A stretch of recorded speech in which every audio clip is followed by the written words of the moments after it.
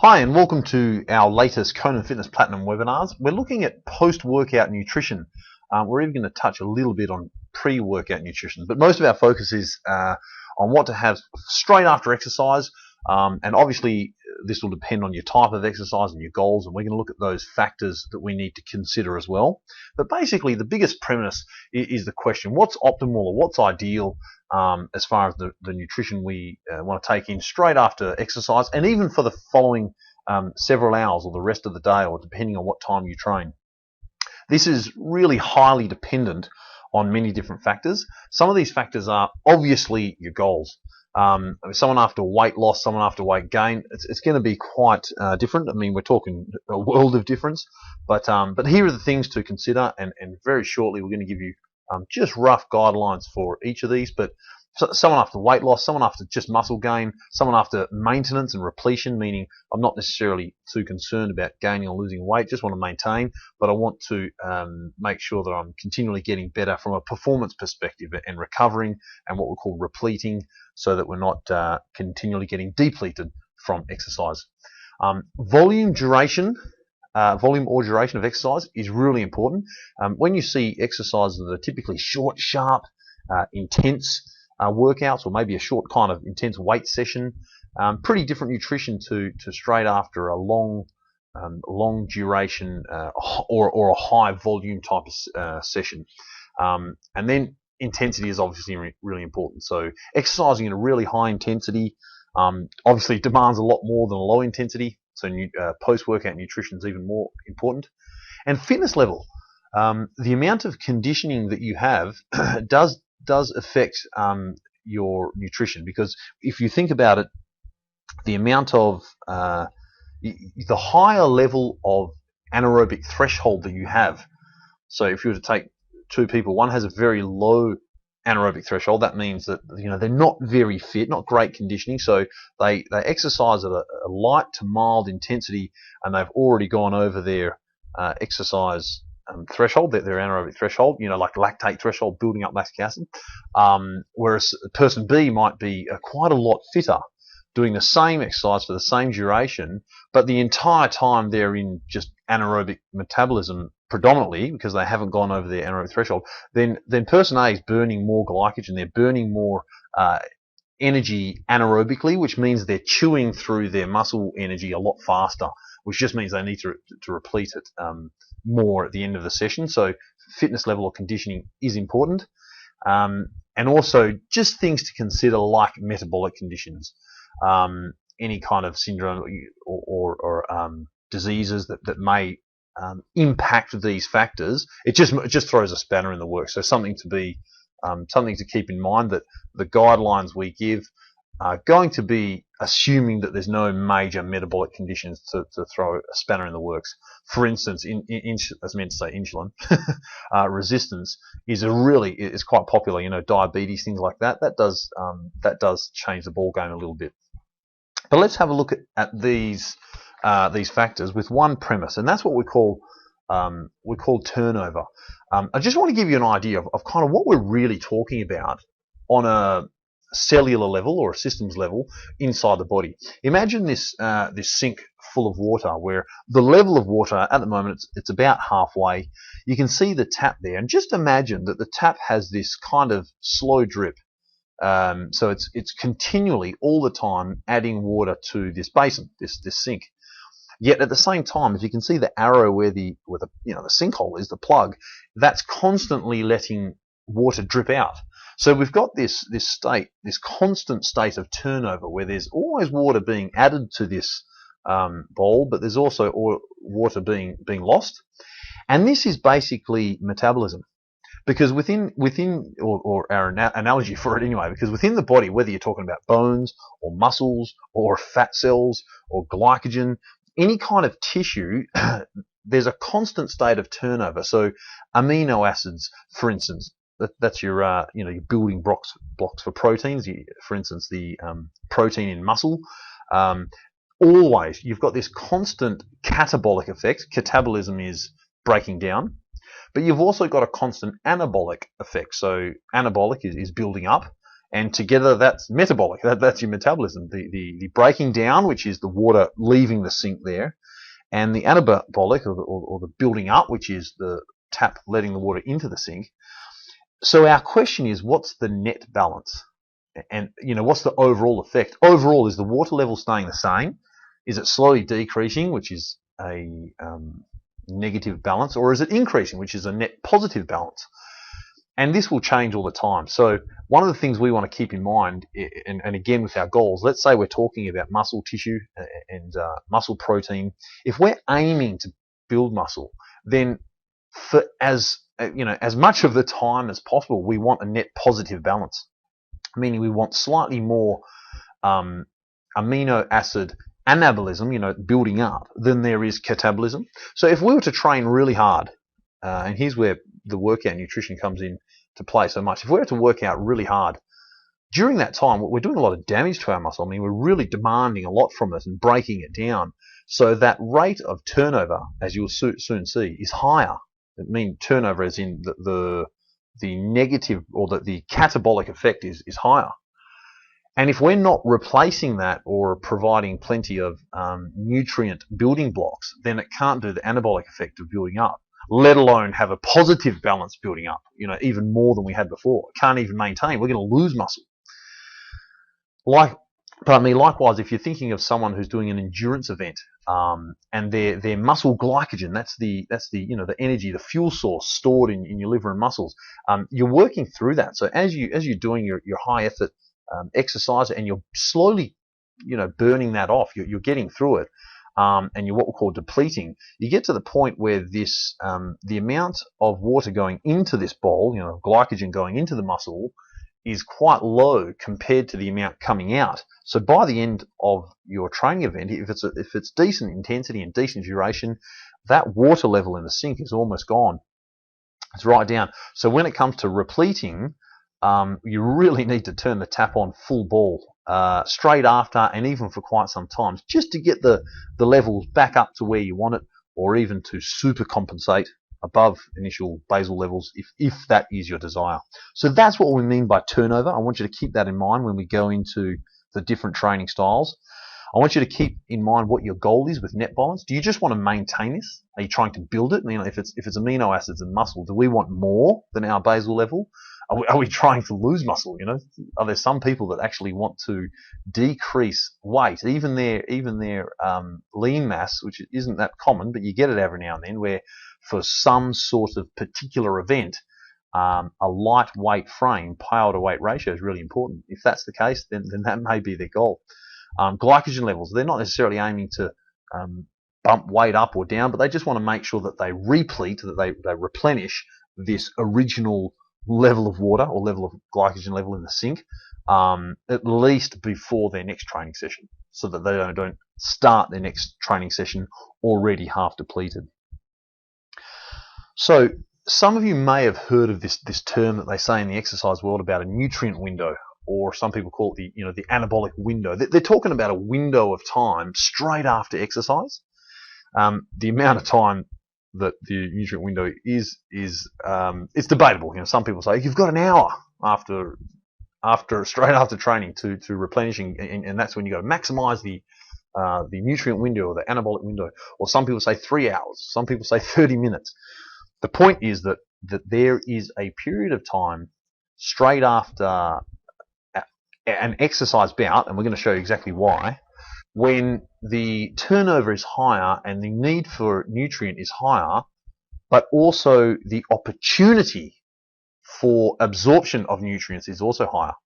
Now, it's basically a trade-off between time and degree. So straight after training is when it's the most absorbed, most, sensitive, which is great.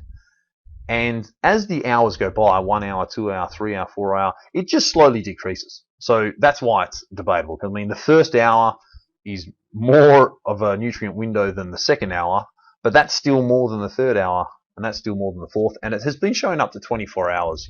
Some people show more than that, but even 24 hours later, after some certain exercise sessions, the turnover, the absorptive and sensitivity of cells is still higher than basal levels to a certain degree. So that kind of doesn't say that there is a set nutrient window or anabolic window. It just says that keep in mind, straight after training, the body's more sensitive to these nutrients, and that as time goes on, as you get further away from training, every hour after training, it slowly decreases. So let's have a look at that and why. The first is that there's greater blood flow. So while you've just trained, blood flow to the muscles is huge. Obviously, your cardiac output, heart rate output is huge during training. Well, blood flow to the muscles is still increased after training. The next is insulin sensitivity. So the cell's sensitivity to insulin, that's this is the major hormone that lets nutrients into the cell. So it kind of opens the gateways, if you will, to the cells and says, let glycogen in, let amino acids in, and even fats, let it all in. And the more sensitive you are to insulin, the more easily you'll replenish glycogen and amino acids, etc. You still need to put those nutrients in the blood, but we're just saying the sensitivity is higher. And there's this higher rate of turnover. So if you remember our analogy about the water in the sink, well, during training and straight after, that whole rate of turnover is just ramped up, hugely. So there's lots more water going out, which is a bad point because you're getting depleting amino acid, depleting glycogen and other nutrients. But there's also this opportunity for a really high nutrient, positive effect, as in adding, and that's where we want to really put the nutrients in whilst this turnover is happening really fast turnover. It's been shown that amino acids, when we have an abundant supply of amino acids in the blood, straight after training, compared to basal levels, or the amount of amino acid transport before you exercise, that there's an increase of somewhere between 30 and 100% greater than basal levels. That's massive. Certain studies show that when there's enough amino acids, so that's protein supply, straight after training, that this turnover of amino acids, somewhere between 30 and 100% greater than basal levels. So that's huge. It's also been shown that even just a small amount of protein, if it's supplied with carbohydrates post-training, specifically, post-training, that it stimulates muscle protein synthesis. So that's why you'll see in a moment that during this nutrient window, we really do want both protein and carbohydrates in most circumstances. Again, it depends on your goal, but under most circumstances, it's at least a little bit of each. So here are, and this is why we talk about this increased absorption and enhanced recovery during the nutrient window. We're about to go into some guidelines on amounts, so just guidelines on figures depending on your goals. But here are some general guidelines. The first is that you'll notice we always have low fat after exercise. While fats are important and healthy fats you do need to get in during the day, straight after exercise it's not a huge need. It's really about protein and carbs. That's where our focus is. Remember, we mentioned about our insulin sensitivity being higher during that time, so it's probably not a great time to have fat unless you're wanting to gain fat. The rate, remember we said high insulin sensitivity means the cells will absorb more of whatever's in the blood, so it will absorb more fat if you take it in. It'll be a good time for fat absorption, so generally we just go low fat and focus on the protein and carbohydrates. As we said, protein and carbs straight after, usually in the form of a drink. I mean, most people have some, at least initially, some people have, like a protein shake with carbohydrates in it, or they'll put some in there, or they'll have one of those, those drinks that are just like a recovery drink, the Gatorade or something like that, but one with a little bit of protein in it too. Electrolytes, these sorts of things, generally straight after. Now, that's only initially. You still need nutrition after that, but at least it gets it into you straight away, not nice and quick, so that we can kind of put out the fire of that higher rate of muscle breakdown and glycogen breakdown. Straight after training, you can have high GI carbs. So usually we're talking low GI carbs most of the day. It's probably an opportunity where you can have high GI carbs. Don't have to, but it's just a quicker repletion, quicker recovery as far as glycogen is concerned, and fast-acting proteins. So just, the sources of protein, like whey, for instance, that just gets into the muscle pretty quick, or even amino acids on their own for those that buy specific amino acids. They they absorb pretty quickly. Now, the further from training you get, so remember we said the first hour is higher turnover and faster than the second hour and the third hour, and that nutrient window slowly diminishes over time. So as that diminishes, and the further we get from training, the slower sources of carbohydrates. So that's when we get lower and lower GI. So if it's way after training or way before training, generally we just have low GI. Intensity. If the intensity is really low, even long duration, then still there's not a huge requirement for significant glycogen repletion, meaning carbohydrates. So if you go out for like an hour walk or something like that, because it's low intensity, even though that's it's a decent duration, there's still no huge need to go crazy on carbohydrates after it because it's low intensity. Hopefully you're burning mostly fat during that time, and you're not chewing through too much, so there's no need to replete. That doesn't mean none. You'll see in a moment we still have some, but very little is required. The only time I would put in carbohydrates during really low intensity if it's just ultra, like you're going for a whole day hiking or something like that, then you probably will run out sooner or later. We mentioned about fitness level and about how the lower anaerobic threshold means that more glycogen's burnt anaerobically, and that just means that there's more need to replenish it. Again, if weight loss is more important to this person than endurance at that point in time, then again they probably don't need to go crazy on glycogen repletion. Just enough to to keep their levels, but not to go crazy.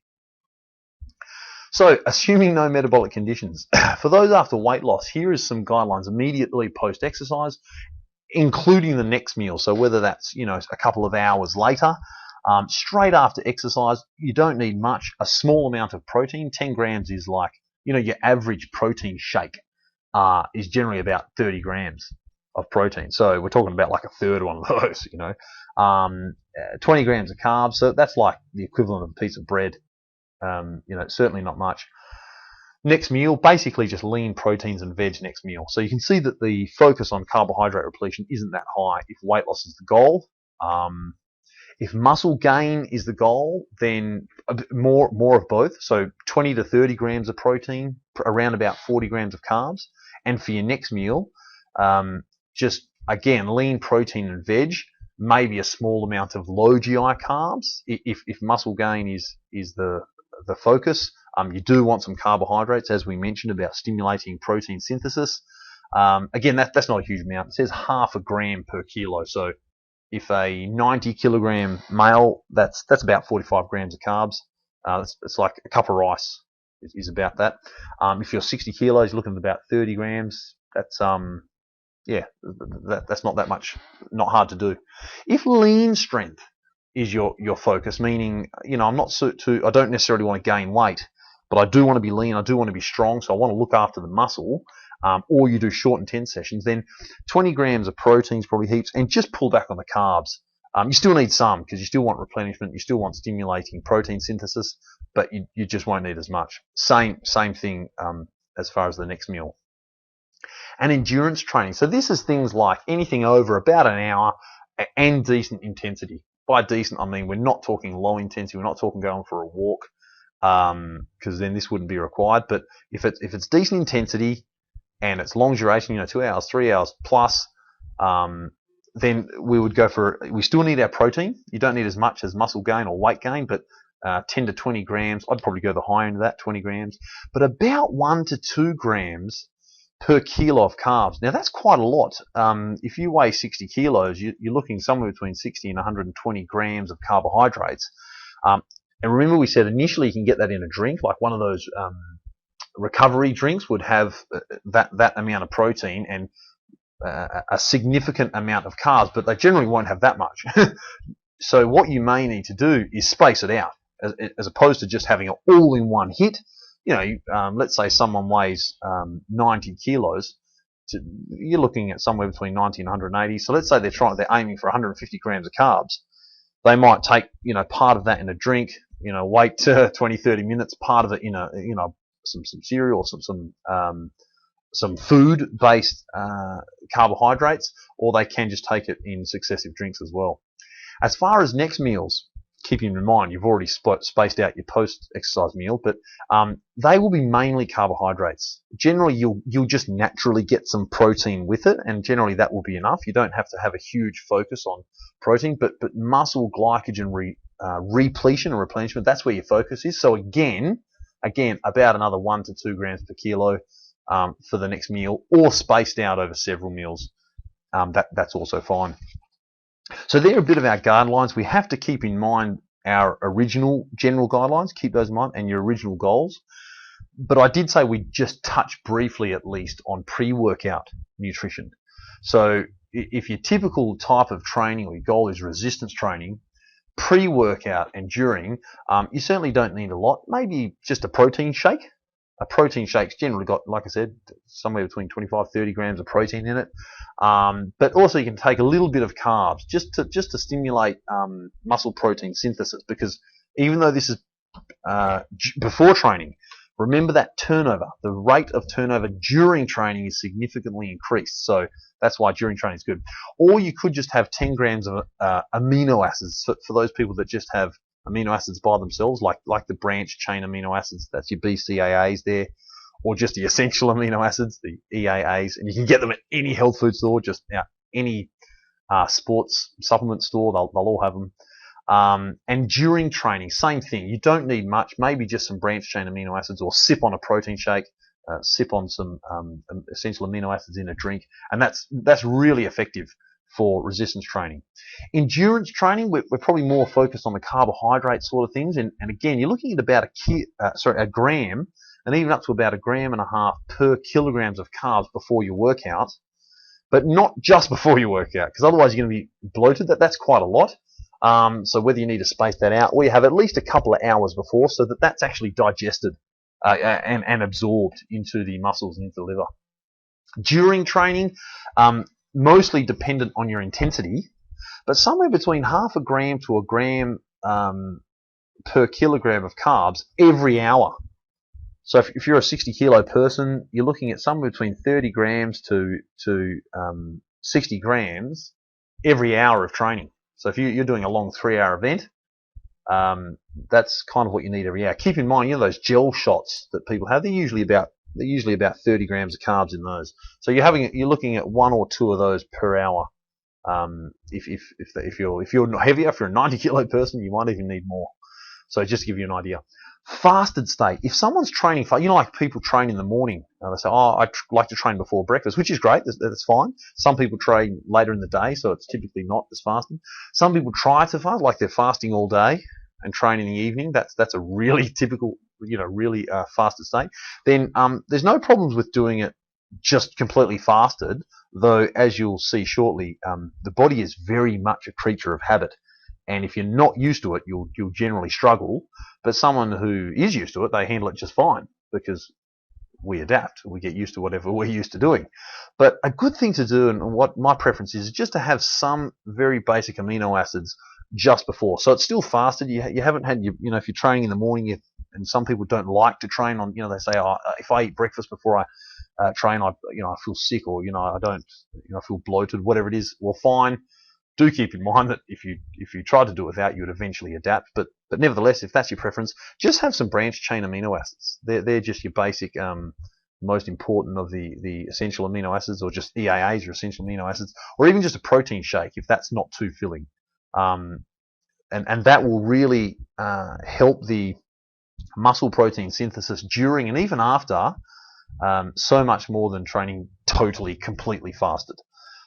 As far as during the workout, pretty much the same as, it says same as above, as in the resistance training above. That's what it's meant to be. Just branch chains, or if it's endurance training, then the 0.5 gram to 1 gram per kilo of carbs every hour. That's pre-workout nutrition. So keep in mind your general guidelines, remember what they were, and here's a few to add to it.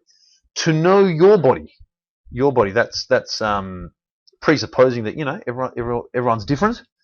To know your body may take a bit of trial and error.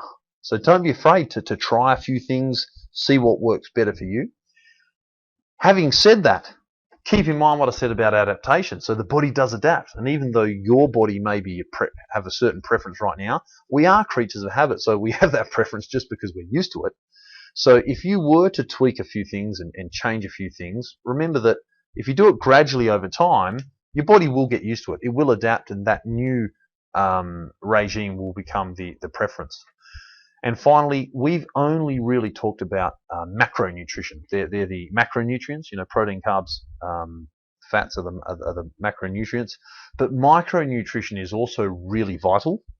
Although we won't go into it because that's for another day or another webinar, but it is really important. If you were to think during exercise that you sweat and how much you sweat, keep in mind that if you were to drink water so you stay hydrated while you sweat, keep in mind that every time you sweat, you don't just sweat water.